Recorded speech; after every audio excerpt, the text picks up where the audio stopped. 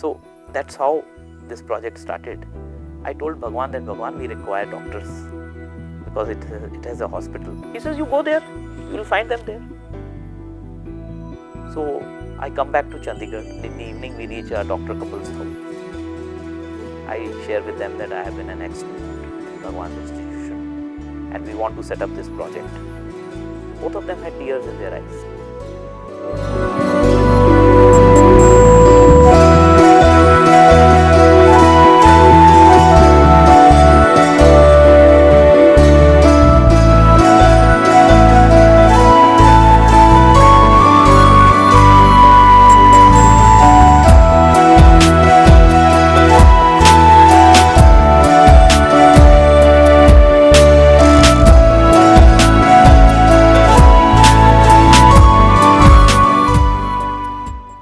I remember that Bhagwan used to do something to make us special. First time when Bhagwan spoke to me, he asked me my name and I said Amar Vivek. So Bhagwan pretended as if he has not understood. He asked me repeatedly, Hamara Vivek? Kya Hamara Vivek? And I had no reason to, disagree. I said, yes, Bhagwan, Hamara Vivek. And then Bhagwan said, you know who is Hamara? And then he says, yes, if you are pure, you are mine. So that simple message which Bhagwan has left, whenever I have to tell somebody my name, I know that I have to live up to it. After I had passed my MBA from here, Bhagwan asked me that, what will you do? I said, Bhagwan, I will set up a hospital, school and a vocational school in a village which will be totally free. He says, that I will do for you. You set up your legal practice. So as I was busy in setting up my legal practice, suddenly I got an invite from Government of India.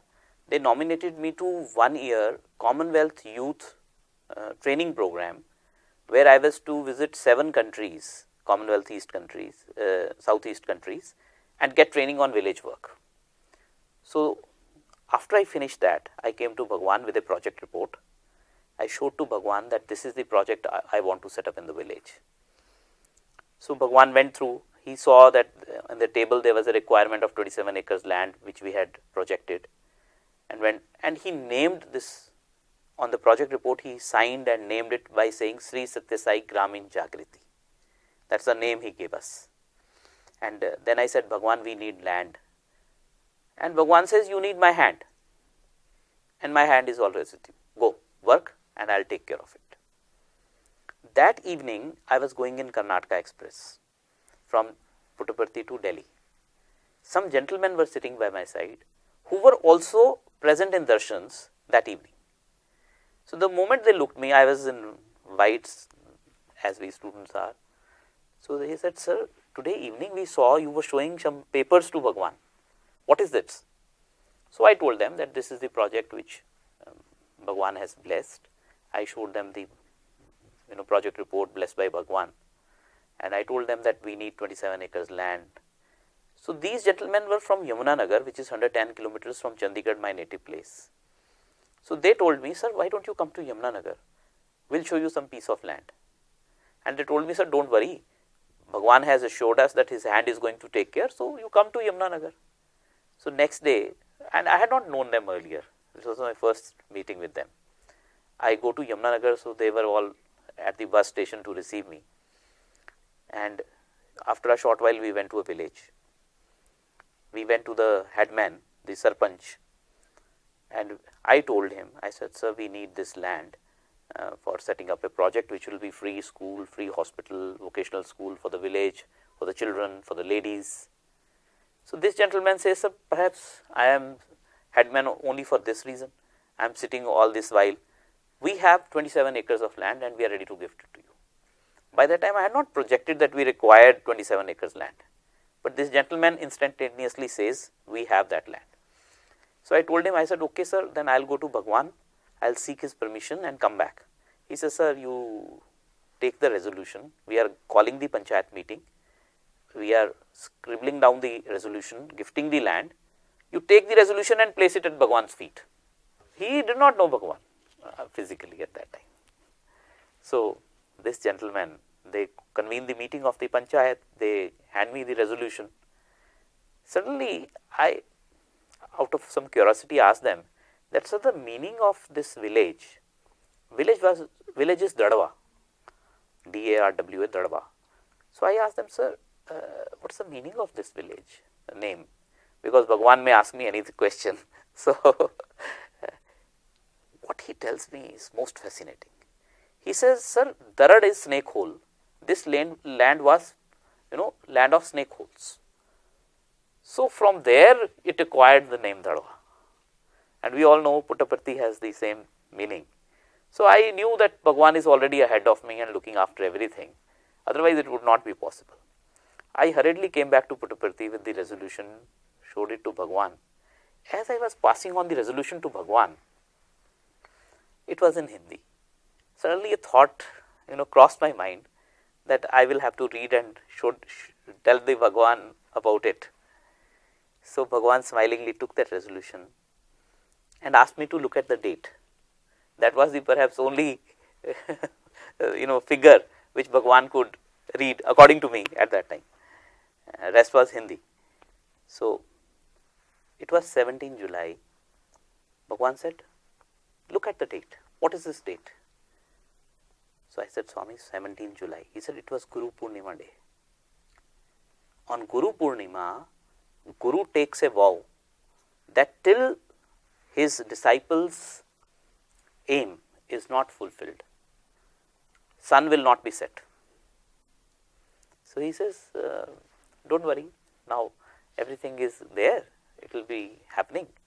So I said, Bhagwan, 27 acre land is a very big chunk. Shall we start building a boundary wall over there? You see, this is the only experience I had at that time. I would say, very impractical. Bhagwan looks at me and smiles and says, you know how much it will cost if to build 27 acres land, you have to build a boundary wall, it will be very big amount. So he says, this project has no boundaries, it is boundless. It is having two pillars, love and seva. You do love and seva, don't worry about buildings. Buildings will follow. Everything will follow. But project has to be love and seva. You maintain purity, I take care of the rest. Money is not your responsibility, money is my responsibility, Bhagwan says. He even told once that the evolution of this project is directly proportionate to your own inner evolution. If you are pure, I will take care of it. And the moment you try to involve some politicians or some other people with not good credentials, you will have problems. So that's how this project started. I told Bhagwan that, Bhagwan, we require doctors because it has a hospital. He says, you go there, you will find them there. So I come back to Chandigarh. One evening, one of my friends asked me to, accompany him, and in the evening we reach a doctor couple's house. I share with them that I have been an ex-student in Bhagwan's institution and we want to set up this project. Both of them had tears in their eyes. So they said, in 1986 we were in Liverpool. Bhagwan appeared in our dream and said that, Dr. Vinod, your job is over. You shift to Yamunanagar. You shift to Chandigarh, and over the years I will send you a rural project and rest of your life you will pass there. So both of them, they are the pillars, they are the ones who are running the show today. Dr. Vinod Singhal and Dr. Bharti Singhal. Wonderful people. The gentleman has done MCH in orthopedics from Liverpool and he is sitting in the village and running the show. Both of them, husband and wife, are extremely dedicated. Wife is a gynecologist, and I can't even say how devout they are, how attached they are to one single thing, that is Bhagwan and his mission. They have nothing else in their mind once they are working. Right from early morning 3 a.m. their day starts. The people line up and they have to give tokens to only such limited people whom they can attend every day. So their day starts at 3 in the morning and single pointedly they are running the entire show. So that's how Bhagwan had already planned so many things, and I see every day it's happening. The school today which we are running is still 10th class. It has many orphan girls, students from backward class and other areas where lower echelons they can't afford, and all the projects are totally free. We don't charge even a penny over there. This is what Bhagwan had told us. So it's almost 26, 27 years, and it is he who is running the entire show. And we see every day. I can narrate something very interesting in the school. What happened? That we have this. We had a family, Muslim family. So their daughters, they were studying in our school, and perhaps their son was a younger son. So one day we resolved that we will all have meals with our class teacher in the classroom. The recess period, the students will have tiffin with their teacher. So as this younger boy, he was hesitant to open his tiffin box. So some students, they were telling the teacher that, ma'am, he brings rotten chapati, that's why he is not opening the tiffin box. So the ma'am immediately goes to him and says, hey boy, what happened? So he was saying, no, nothing ma'am, I'll have it later. But when she opened the lunch box, she found, a rotten chapati in that. So she was taken aback. She immediately took that boy to her, lunch box and gave her lunch and said, you have with me. Now this boy packed everything, kept it with him and didn't eat. So she asked that boy, why you are not eating? He says, ma'am, I have two sisters. They are also in this school. They have also not eaten for last 3 days. So she immediately spotted them and found out the father of these children had killed their mother, and he had been sent to life imprisonment few days back. And these children were with the grandparents, and the grandparents were taking these children to task because these children were the witness to that murder, and they had narrated in the court as child witnesses that we saw our father killing our mother. So the grandparents were not taking care of them. So these teachers, they decided that on rotation, now every day one teacher will bring 3 meals for all the 3 students, and that is how we will take care of them. And they have been taking care of these children. Now besides the joy which this incident gives, it shows the commitment and dedication on one hand. Second is the impact of this in the village. The moment villagers came to know of this, that this is how these children are being taken care of, they also joined this mission. They said, now onwards, sir, we will take care of this. We started identifying several old people who had been forsaken by their parents, their children, and they were not being fed properly. So we started bringing those old people to our school. Their children took it as an offense. They felt insulted. It's not a city, it's a small village where the news spreads. So they said, sir, don't worry, we'll take care of our children, and we take care of our parents. So 74 was the number when we started initially. Today it's barely 6 or 7, because the rest all are being taken care of by their children. So that impact of the work, that is only possible because of Bhagwans, direct, I would say, taking control of this. I could not have imagined any institution to run like this unless Bhagwan himself was running it. That's I would say 6 kilometers away from city, and how it is being nurtured and taken care of.